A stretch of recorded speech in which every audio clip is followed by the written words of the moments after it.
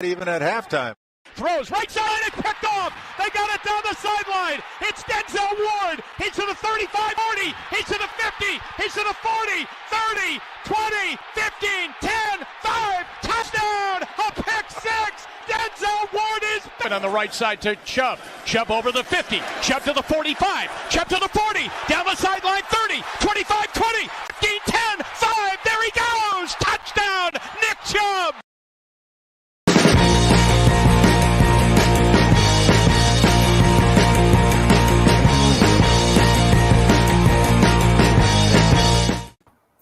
Yes, good evening, everybody, and welcome to our third episode of the Believeland Brits podcast. Owain has currently gone off screen, but I promise you that we do have a full slate of Believeland Brits today. Shaun has been activated off IR from his brief stint with COVID. Shaun, how are you, buddy? Are you fully recovered? Yeah, mate, fully recovered. We just jokingly said off air I didn't hopefully miss too much of a week last week. Seemed pretty insignificant in Brown's terms. So, yeah, good to be back, mate. Good to be back. Yeah, I think that on the scale of Brown's history with off-season and that, you might be right.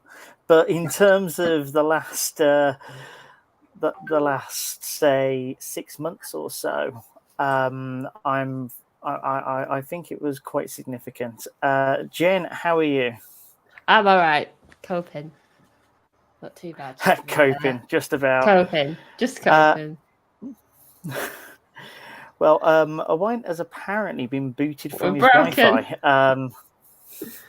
Yeah, so he's currently doing as much as he can to get on air, but will suffice without him for the time being. This is the problem with doing things live, folks. You have all the best intentions, and then things break. It was just as Nick Chubb had broken from the Chargers' defensive line that we'd lost Owain there. So with about 10 seconds to go before the podcast, here we all are, laughing and joking away, and then that happens. So let's run through the news first. Let's see as to what's gone on in Brown's history over the past week. Like Shaun says, pretty insignificant week. So Deshaun Watson was given a 6-game suspension by Sue L. Robinson. That has been appealed by the league, as was expected. The final ruling is expected to be returned imminently. Not today, probably not tomorrow, but maybe the end of the week. According to the CBA, it has to be done in an expedited manner. So take from that what you will. Peter Harvey will be the individual hearing the appeal, a former New Jersey Attorney General. He advises the NFL on their conduct policies already. He sits on their diversity panel. He's heard several team arbitrations in the past. So he is pretty adept at NFL business.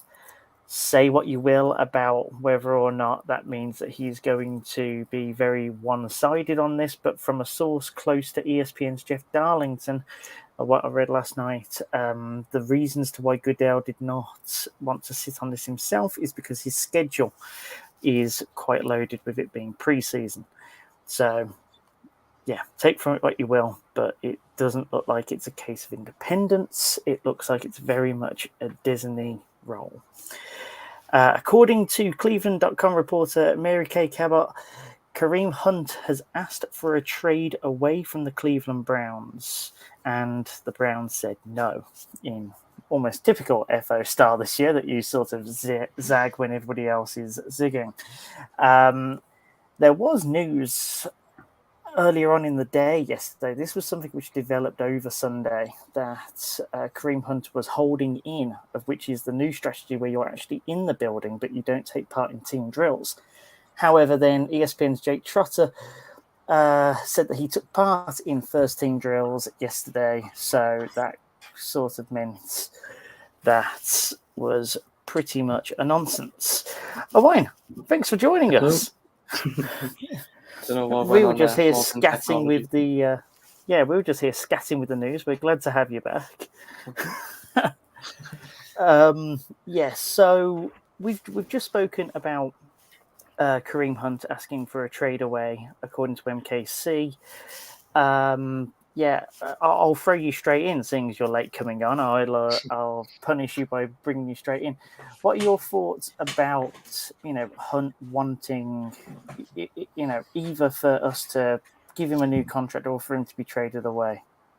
I don't think it's all that surprising. I think I said a couple of weeks ago that was the room to watch for me over the next month or so, because the room is so loaded. We've got 4 players that are capable of taking some serious snaps. So it's not too surprising for me whether they move him or not. I don't know. I think it would be wise to try and recoup some of the assets they gave up for Watson by getting rid of him. But at the same time, it would hurt the offense quite considerably, I think, and especially with us, potentially having to go a while with Jacoby Brissett, I think it would hurt him as well. So yeah, we'll see if they do move him. I tend to think they probably won't, but I wouldn't be surprised if they did either. Yeah, Jen, do you think that they will move off him? I think they will. I think they're going to sit down and think about it. But I think it's probably in the best interest to move him. If he's not wanting to be there for whatever reason, we don't know, and he's not taking part in team drills, then that's going to take a hit on the team.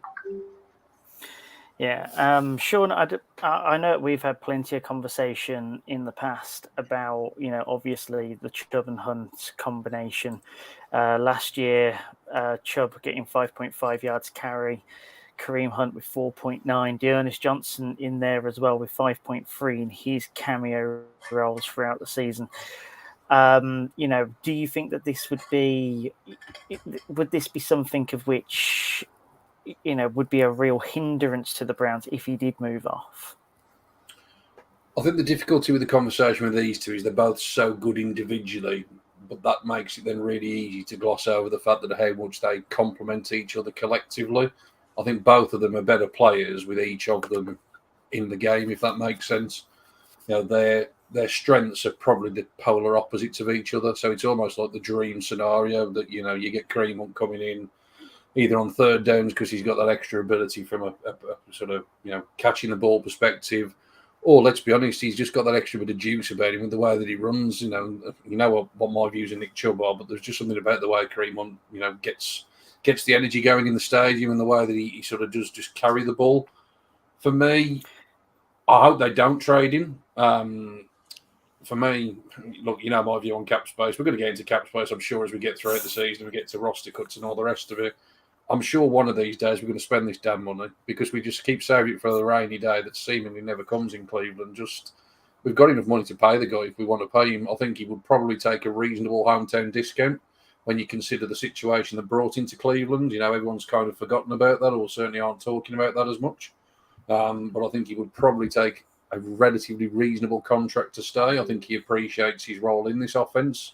And it probably gives the pair of them, in terms of Chubb and on that longevity, to actually both see out what would be 2 reasonable length contracts for running backs. If you think Kareem Hunt's 27 now, really, he's probably only got one decent payday left in him, hasn't he? Because he's going to get to that age, if he's not already getting close to it, that running backs get tossed to the side, so to speak. So I hope they keep him. I think he really does improve the offense. I think he improves the running back room. But, it wouldn't be the biggest surprise, as Owain said. I think there's enough depth in that room that they may view it as an opportunity, although I would, sort of personally think that was the wrong move. Yeah, interesting that you bring up, obviously, the complementing factor of Chubb and Hunt, something of which, by luck, came up on NFL Now earlier on today and was later captured in a tweet. Was an interview that Nick Chubb did with William McGinnis, Stephen. Sorry, I'm getting my players mixed up there. Chubb on Kareem Hunt saying he's my best friend on and off the field. I want him to be here, whatever they got to do to keep him here. That's as glowing an endorsement as any, especially coming from your perennial running back who is going to be in this building for, not just this payday, but probably the one afterwards as well. The one issue of which I have, and you brought it up, Shaun, is that you've probably got one payday left in him, Kareem Hunt, but when you consider the people behind him and as to whether or not they are going to be able to produce as much as an RB2 can be expected to, can you keep all those assets behind an RB2, or do you have to spread it around? That's the question that I bring up. I mean, if you've got anything of which is particularly strong opinion on that, but there's probably other places that we could spend that money, isn't there? Yeah, so just picking up on that, I think the Browns are going to maybe move away from having so much money in that room. Essentially that's what they brought Watson in for. They wanted Watson for a more explosive pass game, haven't they? So I wouldn't be surprised if they start reallocating, funds that they've used previously for, your tight ends, your running backs, for that run game to get more of an explosive pass game. So I wouldn't be surprised if they move off Hunt this year. I'd be really surprised if they actually end up paying him again. But yeah, I would see them probably moving that to the wide receiver position in years to come, because that's essentially what they've brought Watson in for, is a more explosive pass game. Yeah, I'd probably agree with that personally.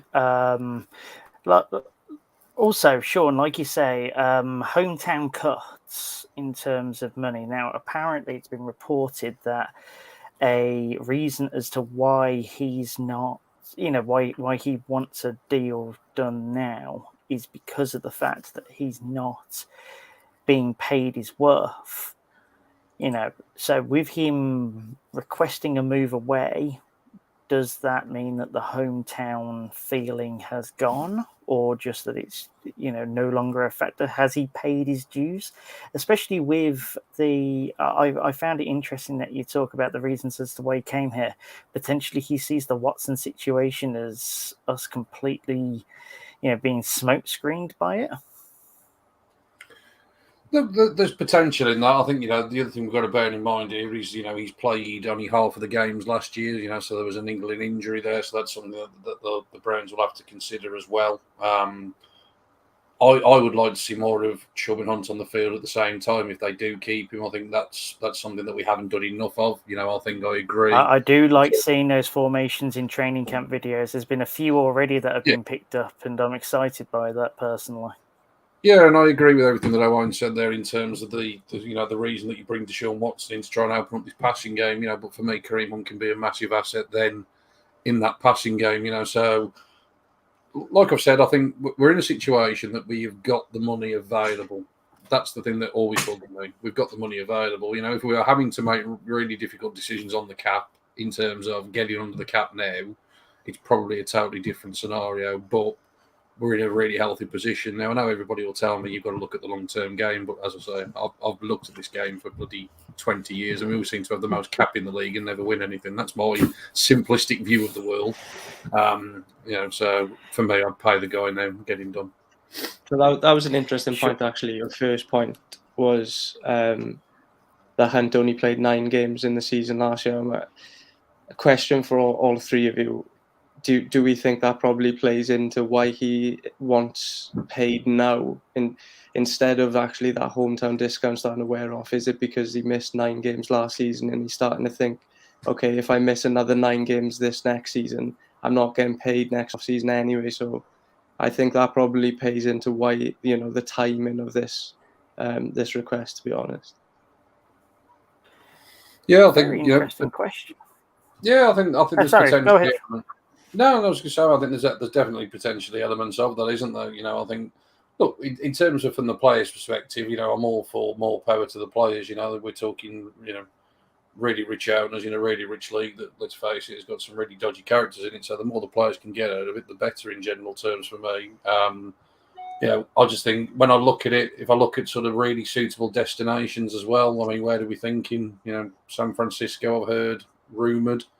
Don't know. Where else stands out? Anybody seeing anything that's a real viable one? Because let's face it, even if we do trade him, what we're going to get? 5th rounder, 6th rounder? I don't think we're getting anything more than that, and that's another reason for me why we should pay him. I think he's worth more to us than that sort of level of draft pick person.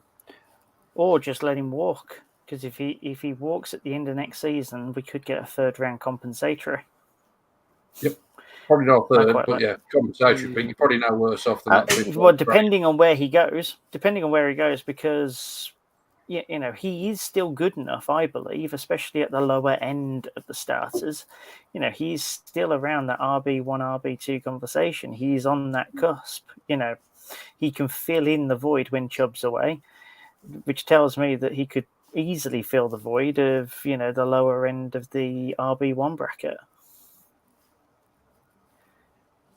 I'm hearing silence, so I'm going to take that as tacit agreement and move on. Let's just ring through a few of the little bits of which have been heard around in Brown's training camp over the last week. First things first, it's not all doom and gloom anymore on training camp, as Schwartz, Bell and Walker Jr. are all back in practice. They have been moved off the PUP list and back to active duty. The reigning USFL Defensive Player of the Year, Chris Odom, a defensive end, has been signed to the roster. Don't get too excited. It's the USFL. And he has been in the league before. It was just about 3-4 years ago. And he was ish. He was in the USFL, so that would tell you as to what to expect. But considering the defensive line, it's probably not the worst pickup going. Speaking of the defense seems to be kicking the offense's ass right now when it comes to team drills. Everything of which I'm seeing out of the Browns' social media handles and from reports from those that are on the ground are saying that, pretty much everything that Brissett's throwing up is getting broken up. Even Watson's had a few plays of which have gone awry. The secondary is just, is just having a lot of fun out there. The wide receivers aren't able to get separation. So, before I go on any further, was that something of which you sort of looked at when you saw it on the episode sheet this morning and thought, yeah, kind of expected that, or just something which concerns you? I think a bit of both. I think we knew how good our secondary was, going into this season. They were only getting better as well because they're so young. But I think there is a massive area of concern at that wide receiver room, because we've heard that for the last 2-3 years, and that the offense have been struggling in camp.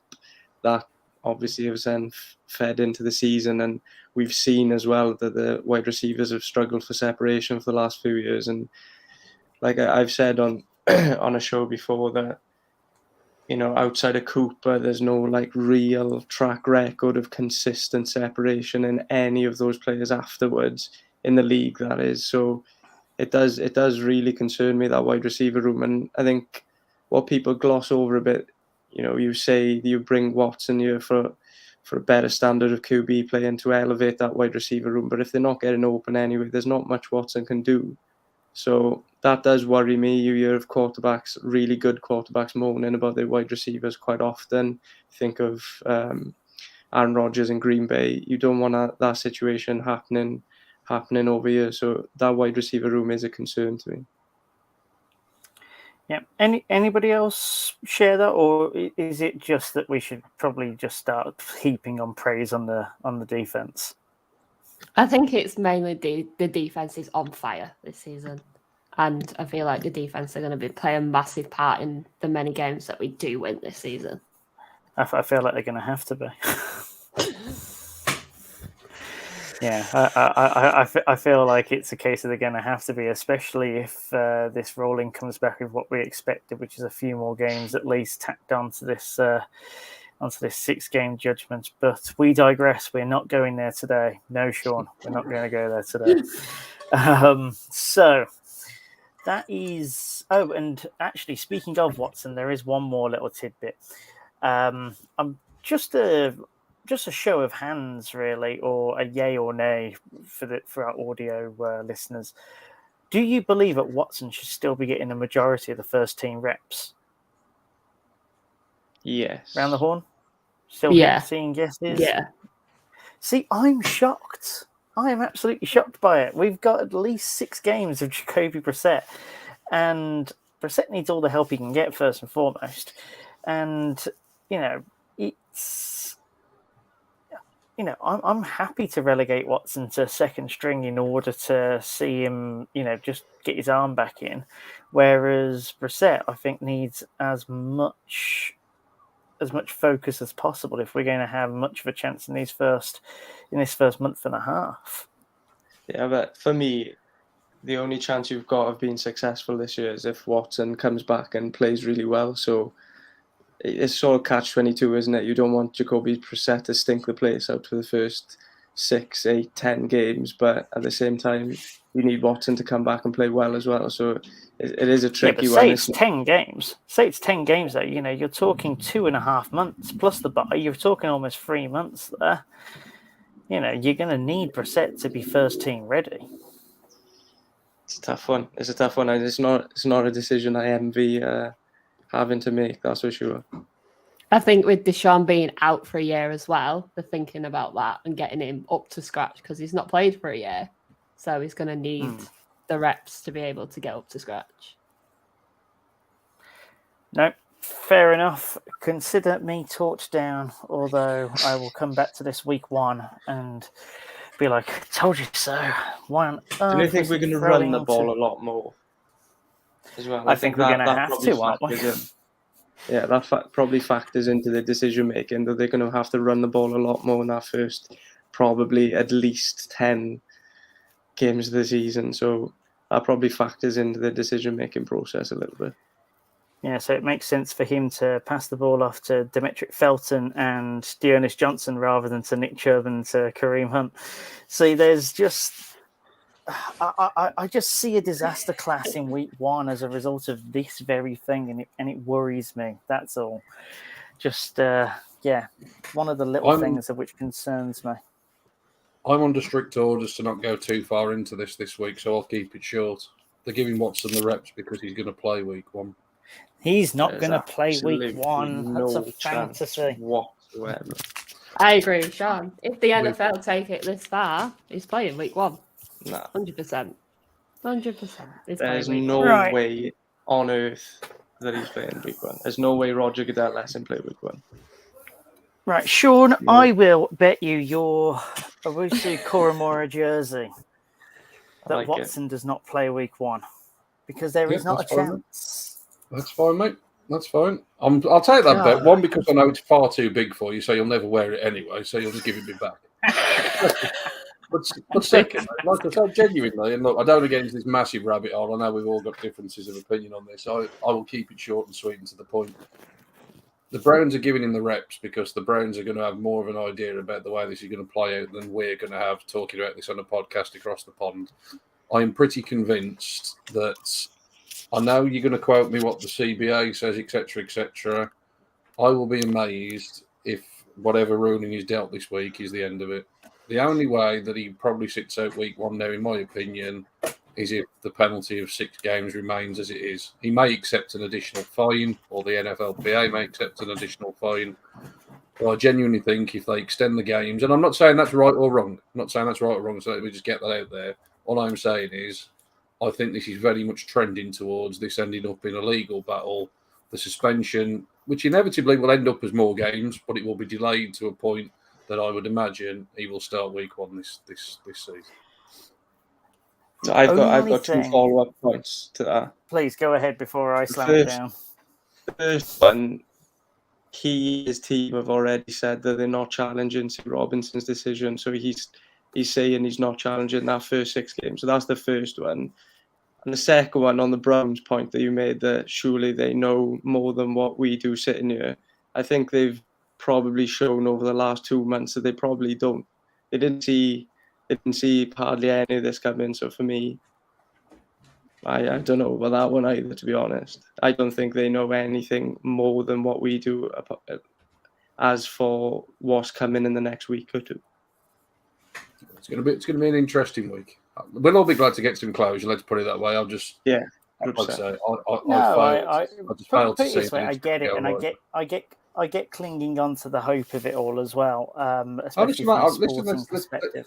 listen, like I said, let's be clear. I'm not clinging onto that over anything. There's a huge part of me, mate, that if he's guilty of what he's allegedly guilty for, my view on him, he should never play again. No. I mean, from a sporting perspective, I'm not putting that on you. Yeah. I'm not putting that on you at I all. think- My point is very objective and looking at it as Zeke Elliott tried the same shit and did not get past his initial punishment to start off with, and the courts set that limit. So no appeal from Watson, like Owain says. Week 1, it's Brissett season. We shall see. And I will take that. I think they'll be lucky to get away with 10 jersey, games. and I will have it tailored. Thank you very much. Oh, God. We like to have fun at least. Right. We're moving on from Watson now. We've given him more airtime than I planned. So we are strictly moving on. Positional interest groups. So interest groups are all around. This one's all about the positions. I tasked each one of the Believeland Brits today to think of a position group of which is of particular performance, particular importance to get right this year. So, it might be that they had a really bad year last year and they need to turn it round. It might be that they were the linchpin behind a successful season, at least from their point of view, and they need to repeat it again, or just that it's obvious that that this group is needed in order to succeed. So I test everyone, including myself, with it. I'll go last. Jen, you have the enviable position of having first pick. So I went with the defensive linesman. I feel like this position is probably one of the most important decisions. Did you, Jen? That's not what I've got in my notes here. It was 7 a.m. in the morning. I was going to work. You had the defensive backs. I don't remember that one. Right, just leave it with me. You had safeties. I've got here in my WhatsApp messages, safeties. Live TV catches you out again, Mr. Henwood. I know, yeah. I think we've actually lost Jen. Did we? Do we want to go elsewhere while Jen gets a note? Yeah, I tell you what, Shaun, shall we talk about the defensive line? Because you did have a defensive line.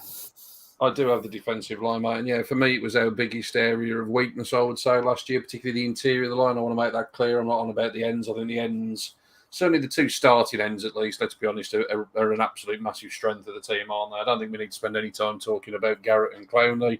The only thing I would say in terms of Myles Garrett, I know he's not going to be listening to this, but this is a challenge to Myles Garrett. Stop pretending you're going to be Defensive Player of the Year and actually go out there and do it. Dominate for a full 17 games. Don't dominate for 10 or 12 games. Dominate for a full 17 and really go out there and prove you are the best at the position like we all think you are and know that you can be. But like I said, the two starting defensive ends, absolutely fantastic. For me, we lacked depth in that position. I'm still a little bit concerned that we probably still do lack a little bit of depth in that position. If you look at the moves that we've made, we brought over Chase Winovich from the Patriots as part of the trade that sent Mac Wilson the other way. Certainly not complaining at that trade. Mac Wilson was certainly surplus to requirements with the Browns. He never really fitted despite a few promising games in his rookie campaign. Let's face it, he was more talked about being out of position than making plays. So I certainly don't think we're losing anything there. Winovich, is he going to be the answer? He's been brought in as a rotational piece, which is probably what he needs to be. If you look at the games that he played last season in terms of what he contributed, no sacks on the year. He's only had 11 sacks over his career, which is now spanning 86 games total. So he's not a prolific pass rusher by any stretch of the imagination. So I don't think you should be expecting anything more than, like I say, a rotational piece there. The other edge that we brought in was obviously through the draft in terms of Alex Wright. Obviously going to be very raw. We want to see and hopefully he can get some valuable reps. We're going to talk pre-season a little bit later. These games are really important for these kind of players to get some live reps. So Alex Wright's one to watch. But really for me, it's the interior that is the massive concern. I think our best player at the position last year was probably Malik McDowell. And that was probably based on a fairly decent start, but he very, very quickly ran out of steam. He hadn't played, obviously, after being drafted and then spent some time in prison. Came back as a bit of a good news story, really, wasn't he, for the first part of last year? And obviously, unfortunately, that's obviously completely fell away with misdemeanors this off-season. He obviously now finds himself back in trouble with the law and off the team altogether. So we've got a really young groom there, haven't we? Jordan Elliott, who, was drafted a couple of years ago, hasn't really progressed, if we're being honest, but he's certainly a big run-stopping kind of, nose tackle, but he needs to certainly improve. Tommy Togiai, who we had from Ohio State, again, he played sort of, one or two games at the back end of last season, showed a little bit of promise. But again, you're not sort of really banking on anything other than, potential there. I know everybody was excited when Perion Winfrey was drafted just based on his reaction, which, don't get me wrong, was fantastic and great to see. But again, if you're expecting a huge contribution actually on the field, you're probably mistaken. He's going to be another guy that's very raw, probably needs an awful lot of work. And outside of that, you then go into the depth that we had last year in the likes of Sheldon Day, that's not really doing it for anybody. The big free agent signing, if you want to call him the big free agent signing at the position, was Taven Bryan, a former first-round pick of the Jaguars. But, again, if you look across his career, he started 86 games now, 51 tackles in 86 games. Doesn't really clog up a lot of gaps in the run game. Only 5.5 sacks, so he's not really a massive pass rusher. Now, if I'm being honest, he's not really much more than a body on that defensive line. I'm certainly not looking at him and thinking, wow, we've really got a superstar in our hands here, and we've been really fortunate to pick this guy up in the free agency pool. So for me, it's still an area that does give me massive, massive concern, if I'm honest. I think that's an area that we are weak. I know we're going to get to the defensive backside of things, which hopefully will, be good in coverage and obviously provide these guys up front a bit more time to get to work and do what they need to do. But certainly outside of the big two, I'm really sort of struggling to look at it and think, well, do you know what? Like I say, we've got good answers here, because I don't really see it's a room that we've improved massively. Yeah, that was going to be my question. Something of which I think is important, especially in an exercise like this, and it's something of which we do, Shaun, as you know, on our full 10 yards divisional previews as well, is where have teams improved, and how is that going to move the needle? I am unsure that we've more or less either kept the status quo, and that was important, especially in terms of keeping Jadeveon Clowney around. In terms of the inside linemen, it's very much a case of they obviously know it's an area of concern, because they have actually put a lot of resource into it this off season. Like you say, Brian at Perion Winfrey. Then you got on the defensive end, you got Alex Wright and Isaiah Thomas as well. Glenn Logan is another one that's been brought in this off season as well. So they've obviously brought in bodies. It's a case of whether or not they're actually moving the needle. And like I say, it's probably not, which means that you are looking to elsewhere in the defense. And, you got the linebackers and the defensive backs, of which, are probably only growing in strength. So hopefully, whilst they do need to step up, especially the newbies, will need to be counted early doors. It might be that they are the ones who are carried, but Garrett and Clowney are going to have another monster year. They're going to have to, in order to make the line worth their salt at all. I think that room is what they want it to be, in a sense, because I think what they're trying to do by not investing a huge amount, like monetarily, into the defensive tackle room and through really high draft picks, is I think they clearly want to score a lot of points in games, and then what that then does is put pressure on other offensive to throw the ball around and score, more points. So I think what it does, it sort of challenges teams. Okay, if we're going to put up a lot of points on you, and you were just going to run the ball 4 yards, and then score that way, and it does. I think it does put more pressure on teams in a passing sense, and I think that's how the defense is built. You see loads of investment in the secondary, loads of investment in pass rush, because that's what they want to do. They want to rush the passer. They want to cover on the back end, and if you run on them a little bit, I don't think they're that bothered. But what it puts pressure on then is games like the Patriots last year, where they just ran all over us, and it is probably concerning going into this year, like Shaun said, that you don't want to have games like that. And then with Brissett going to start a load of games, are they going to score a bunch of points early on? Maybe not. So yeah, it's an interesting way about going about it. I know the Chargers did similar things last year, didn't invest at all in defensive tackle, and they got run all over, just like what we did to them at the start of last season. So it's just different ways of thinking about how to play defense, I suppose. Yeah. Well, I tell you what. Let's move away from the defensive line and instead take a look at what we're hoping is going to give the defensive line enough time to get to the ball carrier, and take a look at defensive backs. Jen, you good to go? All good now. That's my fault. It was 7 a.m. It's all and I was good. going to It's work. a problem with live TV, Jen. It's all good. Safeties.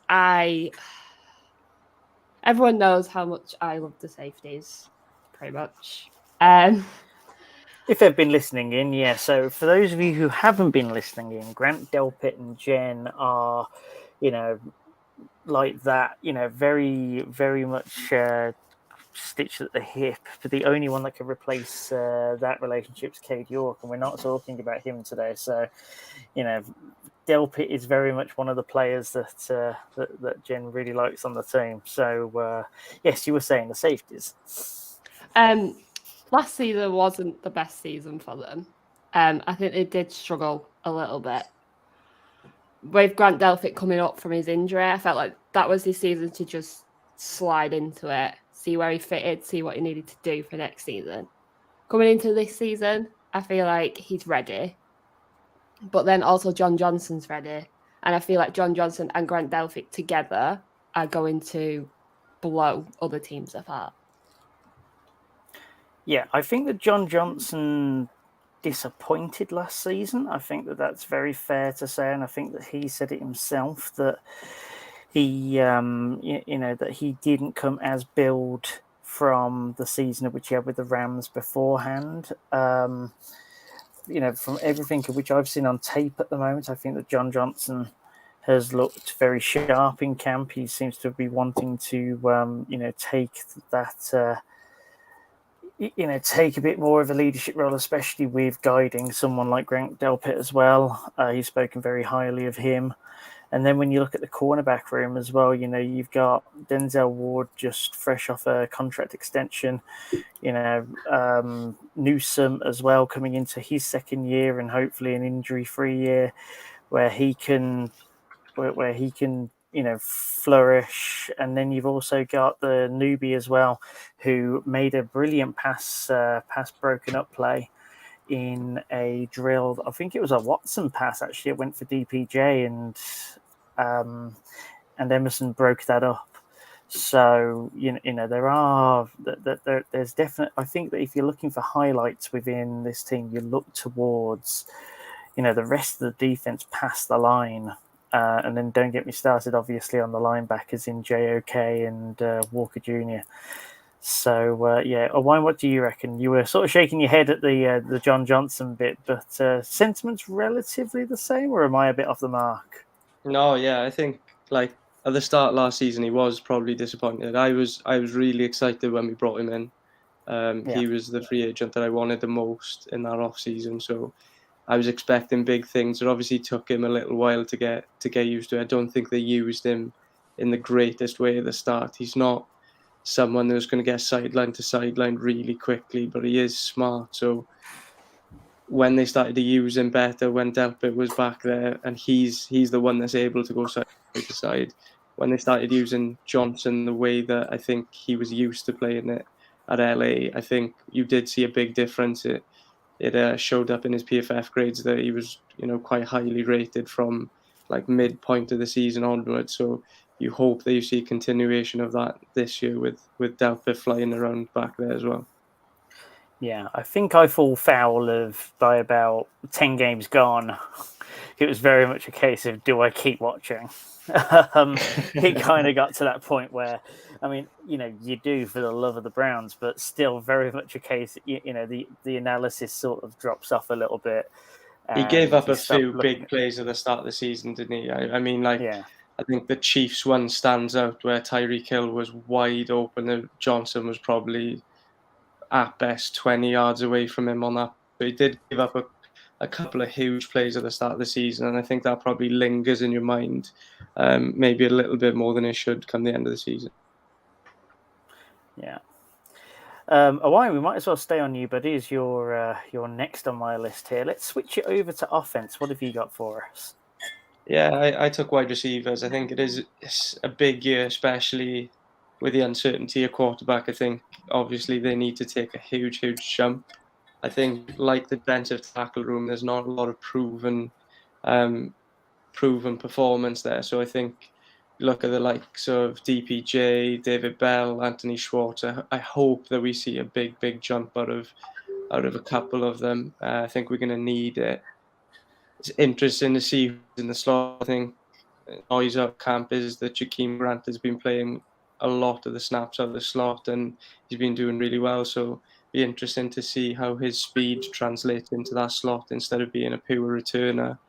And yeah, I think, like I said, it just needs to be a big jump. Otherwise, next season, I think that will be another point of emphasis next season, going into the off season, free agency, the draft. I think they can move off Cooper quite easily if he doesn't perform.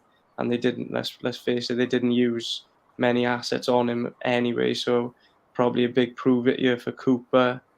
DPJ again needs to improve. Schwartz has to get a hell of a lot better than what he was last year. I know he missed a ton of time last year, but to me, he didn't look like a wide receiver when he was out there much. So he needs to get a lot better. And then I am really interested in see how David Bell translates to the NFL.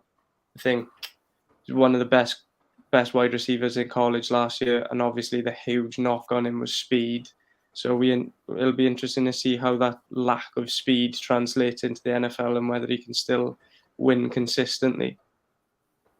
Yeah, I think that I think that this is a wide receiver room that was kind of built with Watson in mind. It's the adage is that if you have an elite quarterback and they're able to bring up a less than average wide receiver core, so you bring the young guys in there and you trust them to do more because Watson will be able to get the ball there on time. You've just got to be there. Rather than do anything drastic. And Amari Cooper gives you that top 10 firepower that you want, for any contender. Jen, what do you reckon when you read a starting list of Cooper, DPJ, and then either Bell or Schwartz? Does that instill confidence in you? It's hard to say because I love Schwartz and I love DPJ, but I also feel like it's not like the wide receiver room that jumps out at you like, oh my God, the Browns have this player. I feel that we need to work on it this season and they all need to get better collectively. But I know DPJ, as watching him in college football, he is good, but I just don't know why he's not being that good with the Browns. I think he's probably outperformed the expectations, if you're being honest, for a 6th round pick. I think he's actually been a little bit better than what you'd thought. Like most 6th round picks that we would have had in the past wouldn't still be on the roster. So I think he's really outperformed where we drafted him. I think he can probably be a number 2 for us, and I hope he does. I just think the point that you brought up just now is an interesting way of looking at it, that the quarterback elevates all the young players to be a lot better. But for me, another way of looking at it would be if you're paying so much money and taking this much of a risk to bring in Deshaun Watson, that's your strength of your team, isn't it, the pass game? So for me, then you would surround him with other, really talented players and really make it a strength and make it a point of emphasis, right? We're going to throw the ball a lot. and we're going to be very successful at doing it. So I think there's a few ways of looking at it. Would be interesting to your thoughts around that, really. Oh, okay. I tell you what, let me rephrase that, Shaun. Do you think that the Browns are trying to do too much from a roster perspective? So we've got the elite quarterback on the roster. We've got Nick Chubb and Kareem Hunt as running backs. You've got elite defensive ends. You've got elite cornerbacks and safeties. You know, we've a lot of seemingly world-class play, you know, in terms of the picking your specialization and running with it, pun intended. You know, do the Browns try and do too much and try and cover too much of the field? And maybe it's a case of they do a lot of things well, but they don't do anything brilliantly. I think there's elements of that. I think there is, like you say, probably a quote-unquote superstar at every level of the defense, at every positional group in terms of the offense. Not necessarily one that stands out as a, like you say, a top unit in the league necessarily from a team perspective. So I do think there are elements of that. I think the issue for the offense in terms of the wide receiver room is very much its all potential. DPJ. Yeah, I agree. Probably outperformed the expectations of a 6th-round pick, but unfortunately, with the way that room has been built or whatever over the years, in terms of so much invested in Landry and Beckham, and we know how that ultimately didn't end up working out. That guys that were drafted in the 6th round have ended up becoming second on the depth chart. There is going to be some turnover at that position. It terrifies me, to answer the question you posed earlier to Jen, in terms of when you look at that room, what do you think about it? I've got to go, it terrifies me because I honestly hope I'm wrong, but I don't think Anthony Schwartz will ever do anything. He just seems to be one of these players that will always end up being injured. He's a speed guy, and I just think he's, I hope I'm wrong, but like I say, I'll be very surprised. He reminds me of Tavon Austin from a few years back. Quick guy, probably be quite good on sweeps and jets and that kind of thing, but probably getting the ball in his hand in space as opposed to actually him being a receiver.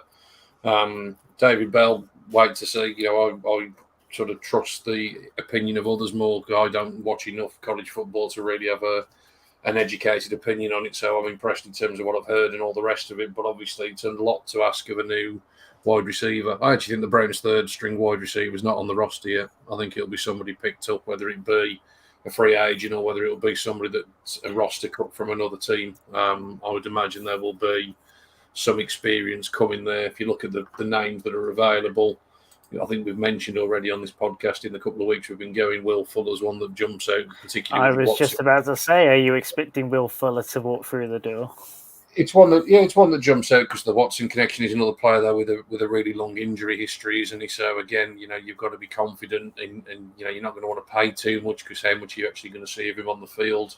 There is another big name wide receiver out there, dare we say it, that potentially with everything that's gone off on this season, the Browns have always been open to bringing him back. Owain shaking his head. Jen's probably thinking, yes, I can get that jersey back out. I actually don't have a Beckham jersey. It's actually quite bad. But look, I think in terms of him, the player, he went on to sort of produce, for the Rams and the role that he was given at the Rams, and again, potentially if pitched at the right level. Look, I think what I'm saying is it's a room that we need to probably add to between now and the season starting in one way, shape, or form, I would suggest. But again, I've said it earlier, haven't I? We've got some cash if we want to spend it to make this roster more complete. Then let's go and spend it. So we've had a few comments from one particular individual that's listening in and getting involved, and do encourage people, if they do have YouTube or Twitter and they're following along, to send us across comments. We'll try and get across to one or two of them over the course of the show. This one is from, and I'm pretty sure it's not his given name, but Drunk. If we get Will Fuller, it's over. Automatic bowl if Deshaun plays. So let me pose this to you then, because we can't encourage interactivity and then not play the game. If the wide receiver room is Cooper, Fuller, DPJ, is that a good enough wide receiver room? Well, DPJ then might have to be switched out with Bell, etc., to fulfill a slot I requirement, think Cooper or maybe may go Will into the Fuller slot plays in that that. scenario. Yeah, potentially. Yeah, you're right there. Would that alleviate your concerns? No. Yeah, let's have quick yes Over no's. No. Over 8 No. games, maybe, but after that, no. No, definitely. Okay, apologies, drunk. You might just be too drunk for these three. I actually, well, maybe not automatic bowl. Automatic bowl might be a bit much, but I'd like that free personally. I think that'd be a good free, and it would definitely spend some money, which is what Shaun wants.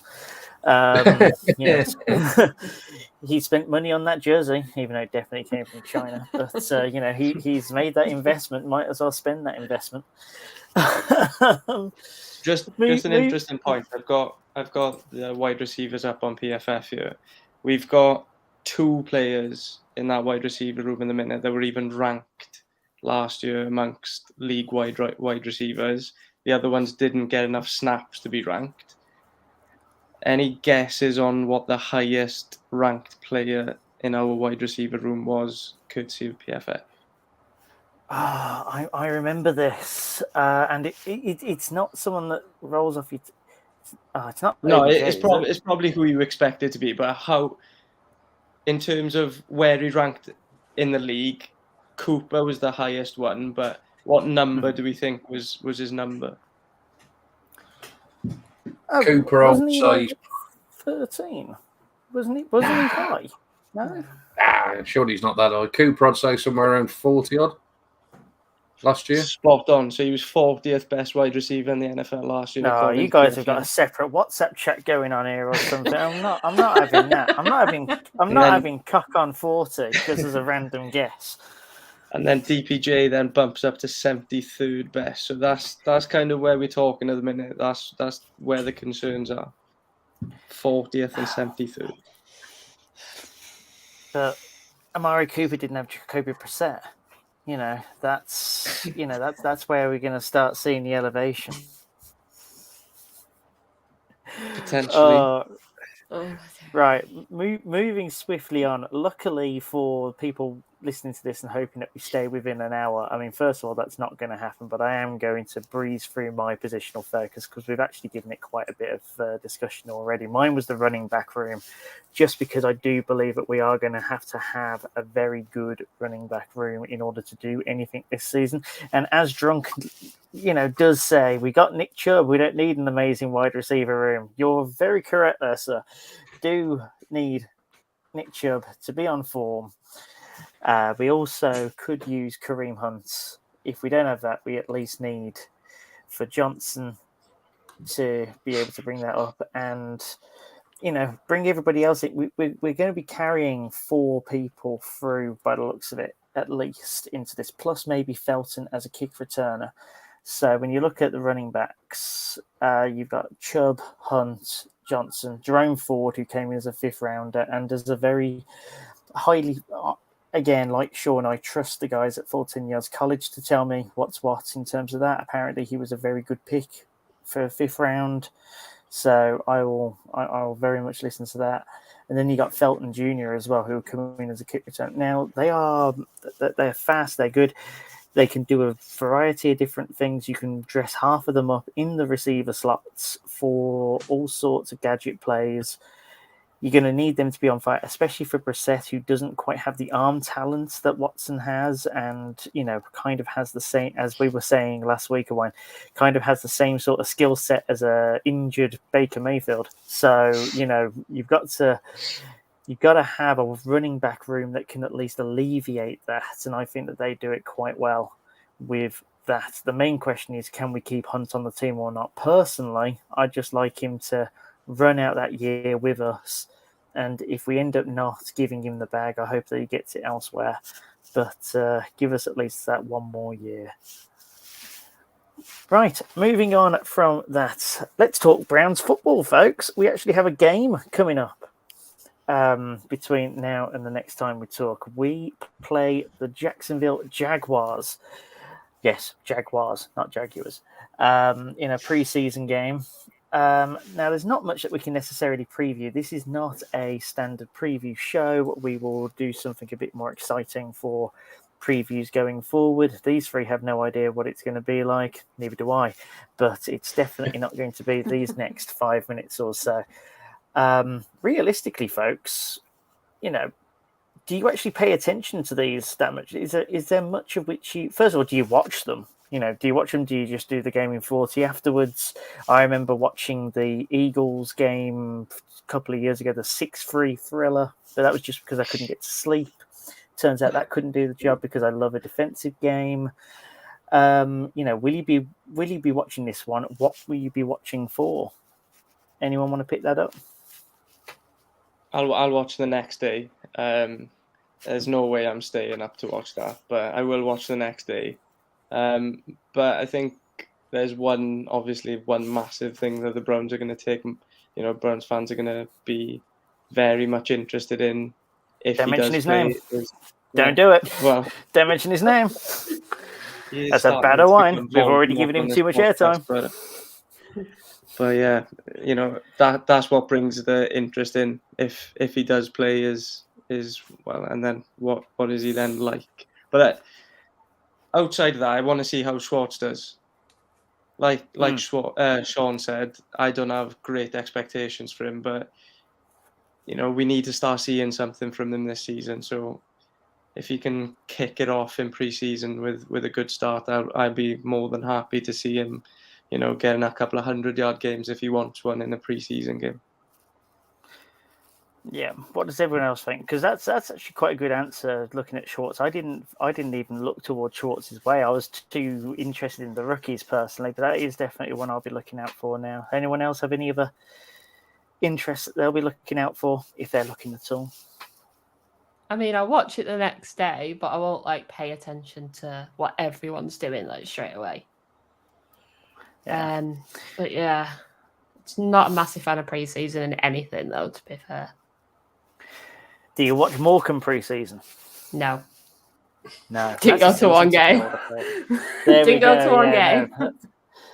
That's a season ticket holder as well, folks. So I don't think we're going to get too much pre-season conversation out of Jen.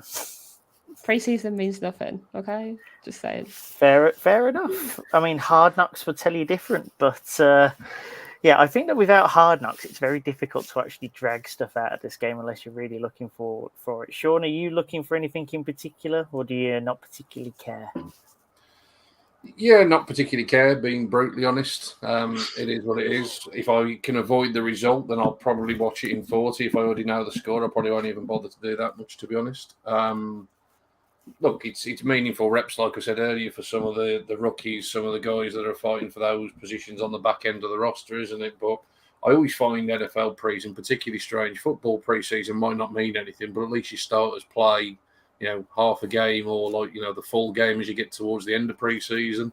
The NFL pre-season just works the opposite for that. They seem to play less time the closer you get to the season, which is just bizarre, really, isn't it? But, it is what it is. So there's a little bit of intrigue. I think, the offense will probably get a couple of series, I would suggest, in terms of the starters, and I think it'll be one with each quarterback. To answer that question, I think they'll get a series with each quarterback. I would guess is how the Browns will certainly play this one, pending the result of any announcement next week, and then they may obviously pivot to a different strategy depending on what that says.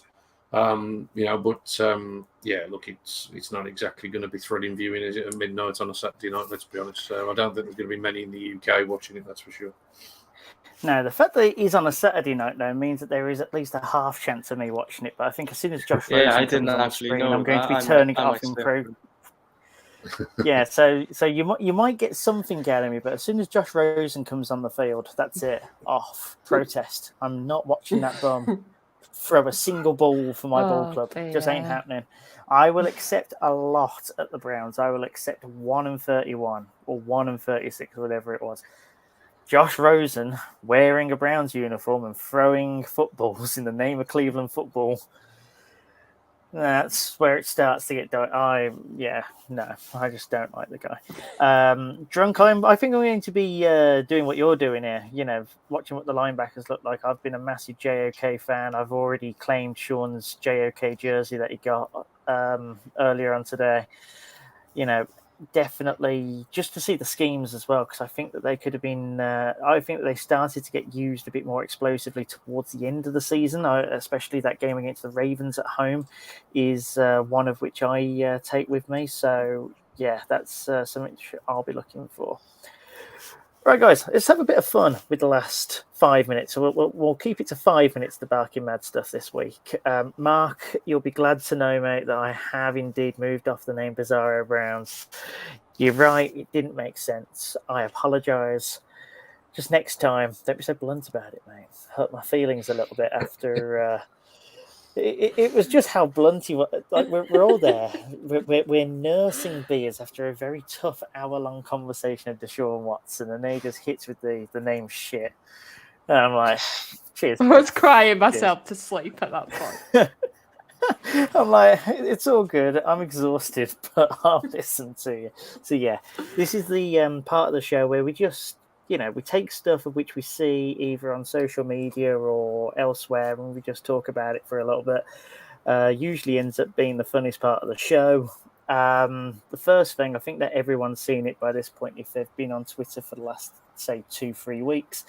A tweet was surfaced from Liz Truss's account, who, for those of you who don't know, she is the front runner to become the next Prime Minister of the UK. Apparently, she went to the Cleveland Browns versus New York Jets game, the Beer Fridges game, the infamous game, my favourite game. She was there live, and I was crying on a sofa. Turns out that she wasn't there as a fan, as Steelers fans in particular like to try and make it out to be. She was actually there on state business, and she was actually trying to convince the Browns and the Lions. She went to Cleveland, then to Detroit. Tried to convince the Browns and or the Lions to move to the UK.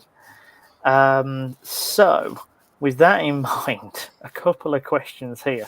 Now, remember, we do have some Americans that listen to this.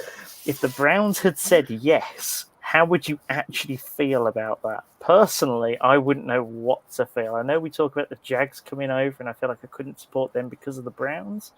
And then if the Browns came over here, would I have the same affinity? I don't know. What do you think? I'll be well up for it. Well up for it, mate. Yeah, absolutely. If we could get to watch him every week, that'd be very selfish of us. But yeah, absolutely. Why not? Yeah, Shaun nailed it. Selfish, but it would be amazing. Yeah. Fair enough. I might just have too much of an affinity for the actual city as well. You guys don't follow the Guardians or the Cavs or anything like that, whereas, for me, got enough disappointment with the Browns, mate. We don't need any more. Look, I get enough disappointment. Look, the football was bad enough for me. I had the two teams that I follow in the football soccer world lose, plus an 11-fold bet that lost out to one team, which would have bagged me a cool grand. I have enough disappointment. I might as well pile it on. So, yeah, heartbreaking, mate. That was my weekend. Yeah, if people actually asked me how I was feeling at the start of the podcast, they would have got both barrels there of, no, sport has kicked me in the dick all week. And now I'm here to talk about more. Right, so now that we got that out of the way, everyone's fully on board with the London Browns. Who would be... That does not sound right at all. I'm telling you, that's what they'd be called. Or the London Brown Beefeaters. That works. That's even worse. If Mark didn't like the name of last week's segment, I don't think he's going to like that one either. The London Brown Beefeaters, Mark. That one's for you. You can feel free to use he's that gonna one hate on whatever that. you do as well, mate. Oh, goodness. Yes, so obviously Liz Truss, there was a lot of thing about her being in it in particular. Who would be, in your opinion, the worst public figure that could, turn out to be a supporter of your team? Oh my God, there's so many. Just pick one out the air. In fact, we'll do it as a speed round. Just anyone. Or if there's one of which actually does support your team, like I'll go first, and Shaun, you probably share this with me, pal. David Cameron, who supports Aston Villa, and him having, first of all, having that Tory connection with Liz Truss actually is one thing, but also misplacing us for West Ham during a campaign speech was something else. To be fair, there has been so much bad press for Liz Truss wearing a Browns jersey. I don't think she was a criminal. You might not like her, that's fair enough, but Jesus Christ, everyone has completely distanced themselves. Hey, I'm not saying whether or not it's a good or bad thing. I'm just asking as to who would be your worst public figure. I'm not asking you to analyse the picture. I do like the one that you put on the rundown, Jimmy Savile. That's Oh God! I said to keep away from it. Yeah, you did say keep away from it, but if you're going for a bad one, you might as well go for a bad one, aren't you? Jimmy Savile's not great. What's the point in even doing the seg? Yes, all the mass murderers and the kiddie fiddlers, etc., are definitely the ones that would obviously be bad. And what about the ones that are just dubiously or subjectively bad? This is why we call this segment the Barking Mad one, because you can't have a straight face when you're going through it. Jesus. Hearing no further answers on it, I'll go on to the last little bit. I think that we're all starting to feel the fatigue of another hard day in the training camp of this podcast. The Premier League has started back up, and the San Francisco 49ers, who have an ownership stake in Leeds United, actually made it pretty clear about their link and put out a tweet that wished them well.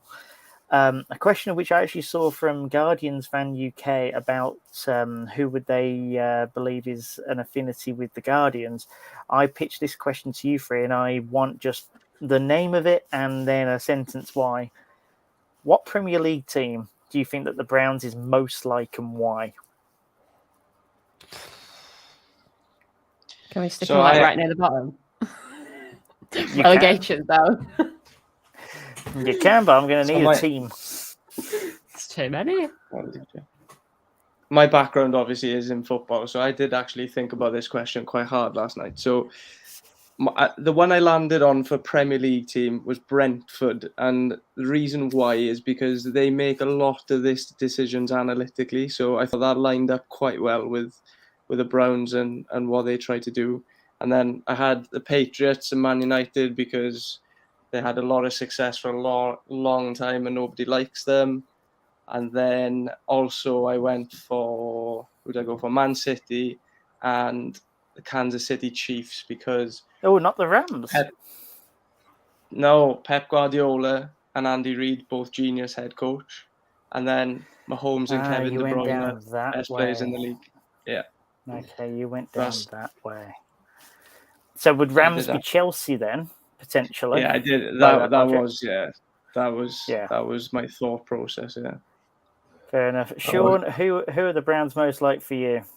I feel like there's only one answer. It's a very obvious answer, isn't it, mate? You know the answer. The answer's Aston. It's Villa, of course. Equally as disappointing any weekend of the season, mate. So it's a very, very obvious answer. So yeah. Yeah, I feel like me and you may have actual research into this question, mate. It was very obvious answer staring you in the face. Yeah, I feel that we have had very similar sports weekends, no matter what. There's no real up and down, like one team helps the other. It's very much a case of either you both do well or you both do terribly. The city feel, Birmingham and Cleveland, that's something which got me into it as well. Also, the history of it all, being one of the founder members and, having good times before I was born and now they're around, but they're not great, etc. I think that's sort of where I land on that. But if you're looking at it, in terms of you have the set teams and how they work internally, I don't mind a team like Brentford being mentioned, the analytical style ones. You've also got maybe, just off the top of my head, something like I had a perfect example in my head, and then they went like a West Ham maybe, where they have a couple of, marquee sort of players and the rest are kind of roughhouses. That's another one which you could have, but hey, I digress. Right, folks, that marks the end of yet another week here with the Believeland Brits.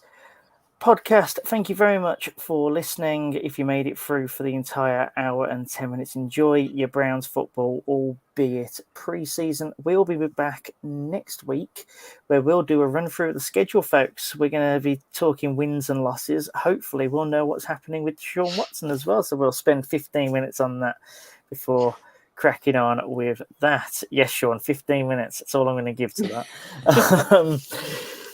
So, yeah, in the meantime, do tell your friends. We are a brand new podcast, so we really want as many people as possible to hear about us, especially before the start of the season. We think we do a good job, but obviously only you can recommend us to your friends and family. Follow us at Believeland Brits, that's the singular Believeland Brit, and at Full 10 Yards for our keepers, the Full 10 Yards Network. You can read our stuff at full10yards.co.uk/Browns. There is a Watson verdict piece on there that I did last week. This week, I'm going to be putting on a piece about why I'm still a Browns fan, despite all the Watson nonsense which has been going on. So hopefully that will be a good article as well. I know that these three are also wanting to get involved, and they'll be putting up stuff throughout the year. I just want to get my stuff done in the pre-season because that's when I get the most emotional. And then if you like reading about the stuff reading about stuff during the pre-season, our season guide is available for pre-order. We have done our section for the Cleveland Browns. We've asked for fan channels from across the league to give their thoughts on their teams. We've also got the betting team giving their opinions on who you should be betting on this year. We've got the draft team who have given us their thoughts on everyone's draft classes as well. You can get 10% off from this podcast by using the code BELIEVE10, and you can download that either as a digital copy or buy a printed copy from wherever you are in the world. I will post it out to you. That is at full10yards.com/guides. That again, full10yards.com/guides. I promise you it will be the nicest looking magazine you pick up this month. And if it's not, then you can blame me because I'm the one who designed it. Well, guys, thank you very much once again. I'll see you all next week. And for now, bye-bye.